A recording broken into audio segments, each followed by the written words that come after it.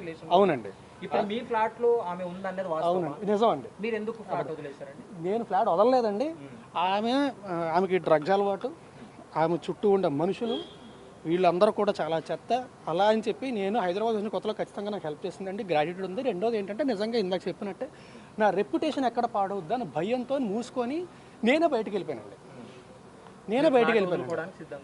వదులుకోవడానికి సిద్ధంగా లేనండి. నేను అసలు ఏమీ మాట్లాడలేదు, ఏమీ లేదు, నేనే వెళ్ళిపోయాను. మల్హోత్రా ఎందుకు లావణ్యతో మాట్లాడాల్సి వచ్చింది? ఆ ఆడియోలో కూడా ఉంది, తను చెప్తుంది నన్ను చంపేస్తాం, కనీసం బాడీ కూడా దొరకకుండా చేస్తాం అని చెప్పి ఎవరు తను కంప్లైంట్ లో పేర్కొంది. లావణ్య కంప్లైంట్లో పేర్కొందండి. ఏదైనా ప్రూఫ్ ఉందా?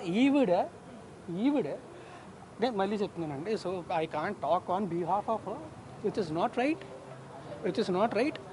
సో ఆవిడని బెదిరించిందండి, వాళ్ళ అన్నయ్యతోని చాలా ఫిల్తీ లాంగ్వేజ్లో మాట్లాడింది. ఇదంతా జరిగింది, ఇవన్నీ కూడా వాళ్ళ దగ్గర ఉన్నాయి. వాళ్ళు కంప్లైంట్ ఫైల్ చేస్తారండి. I can't talk on behalf of it's because it's not right. ఇంకోటి క్లారిటీ ఇవ్వండి. అంటే మీరు ప్రతి ఇంటర్వ్యూలో కూడా మీరు పెళ్లి చేసుకోవాలని చెప్తున్నారు, కానీ ఆమె చెప్తున్నటువంటి వాటిలో పెళ్లి చేసుకుంటానని నమ్మించి మోసం చేశాడు. ఏమంటే పెళ్లి చేసుకుంటా నమ్మించి మోసం చేశానని ఒక దగ్గర చెప్తుంది, మాకు ఆల్రెడీ పెళ్లి అయిందని ఇంకో దగ్గర చెప్తుంది. గుడిలో పెళ్లి చేసుకున్నా అది చెప్తే అబద్ధం చెప్పడం మొదలు పెట్టినప్పుడు ఏ అబద్ధం అనేది చెప్తారండి. నేను నించొని నిజం చెప్తున్నా.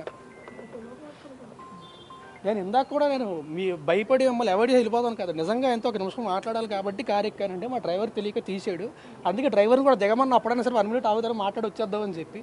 నాకు అసలు మీడియాని అవాయిడ్ చేద్దాం అనుకుంటే అసలు ఎక్కడ దాకా కూడా మీరు లావణ్యతో రిలేషన్షిప్ వదులుకోవడానికి కారణం ఏంటి? తను డ్రగ్స్ తీసుకుంటుందని తెలిసిన తర్వాత వదులుకున్నారా, లేకపోతే ముందు నుంచి వదులుకున్నారా? ఏమండి, 2-3 ఏళ్ళు అంత బాగానే ఉంది. ఆ తర్వాత మా అందరికి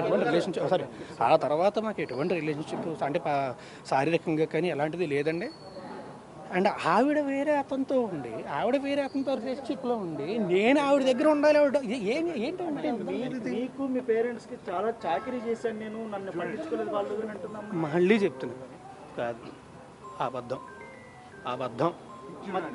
ఆ ఇంట్లో కూడా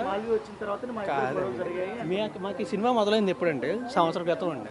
సంవత్సరం కూడా అవ్వలేదు అనుకుంటా. అదే చెప్తున్నానండి. మీరు అది గట్టిగా ఇది భయం వేసిందండి. సార్ లావణ్య ఎలా పరిచయం సార్ మీకు? ఎక్కడ పరిచయం? నాకు హైదరాబాద్ కాదండి, నాకు బేసిక్గా వైజాగ్లో ఉన్నప్పుడు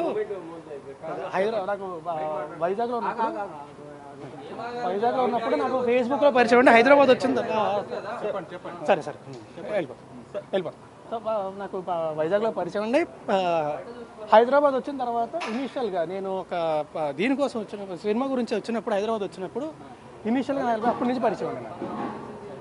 అంటే ముందు నుంచే మీరు పెళ్లి చేసుకుందామని రిలేషన్ స్టార్ట్ చేశారు, లేకపోతే ఫ్రెండ్షిప్గా ఉండి అలా ఒకరికొకరు ఇష్టపడి పెళ్లి చేసుకుందామని అనుకున్నారు? లేదండి, రిలేషన్షిప్ అనేది ఉండేదండి, అప్పట్లో ఉండేదండి. 2-3 ఇయర్స్ అండి. ఆ తర్వాత లేదండి. బట్ నాకు పెళ్ళి అనే ఉద్దేశం ఎప్పుడూ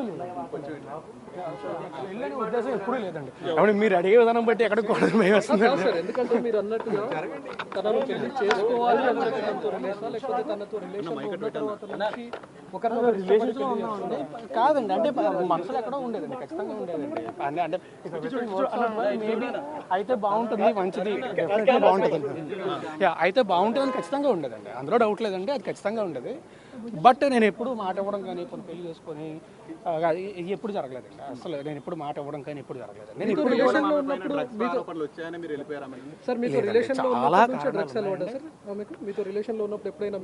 2-3 ఏళ్ళ తర్వాత స్టార్ట్ అయింది. అంటే ఆమె మీకు కూడా తీసుకొని వచ్చానని చెప్పింది, ఒకసారి చెప్పింది. ఏమండి, నేను నా జీవితంలోని నేను ఈ రోజు దాకా ఎప్పుడు డ్రగ్స్ ముట్టుకోను.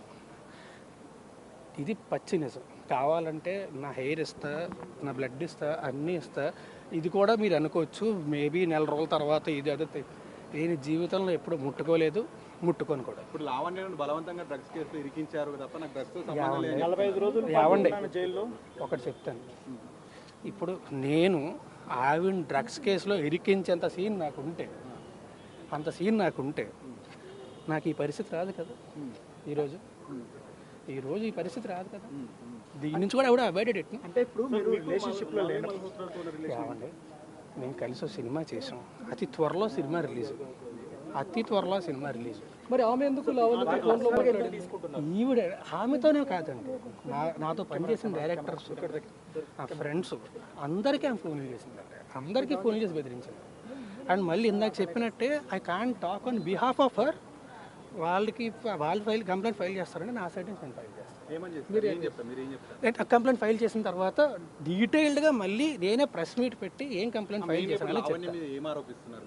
నేను ఇప్పుడు ఏం చెప్పానండి, కంప్లైంట్ ఫైల్ చేసిన తర్వాత మాట్లాడతాను. సార్ ఇప్పుడు లావణ్య ఎన్నో ఫోటోలు మీడియాకి రిలీజ్ చేసింది, దానిపైన మీరు ఏం చెప్తారా? అంటే అందులో మీ ఫ్యామిలీ మెంబర్స్ ఉన్నారు. అదే అండి, మీరు పెళ్లి చేసుకుందాం అని చెప్పింది అంటున్నారు.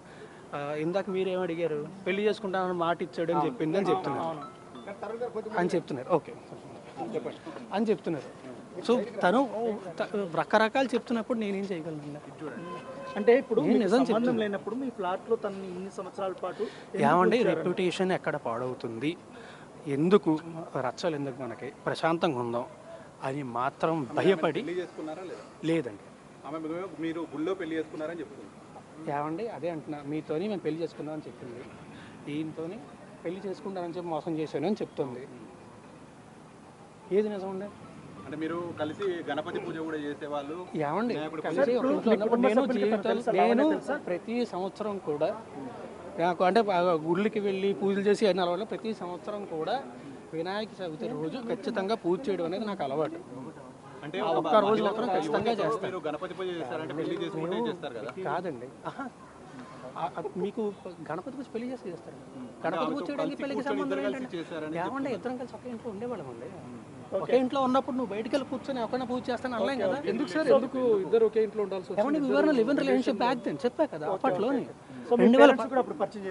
తెలుసు మా పేరెంట్స్ కూడా పరిచయం, మా పేరెంట్స్ కూడా పరిచయం. ఈ లావణ్య తమ్ముడు మీతో డబ్బులు తీసుకోవడము, డబ్బులు అడగడం మీద మీకు నేను కంప్లైంట్ ఇస్తానండి, మొత్తం స్టేట్మెంట్ అనేది కంప్లైంట్లు అన్ని ఇస్తాను. ఇచ్చిన తర్వాత మొత్తం రేజ్ చేసినప్పుడు ఏమైనా సెటిల్మెంట్ కి ఏమైనా పిలిచారా మీరు? లావణ్యకి సెటిల్మెంట్ చేస్తామని ఏం సెటిల్మెంట్ అండి? ఈ విషయం ఒకసారి పోలీస్ స్టేషన్ కి వెళ్తా అన్నప్పుడు ఆమె చెప్పినప్పుడు ఆమె నాతో చెప్పలేదండి.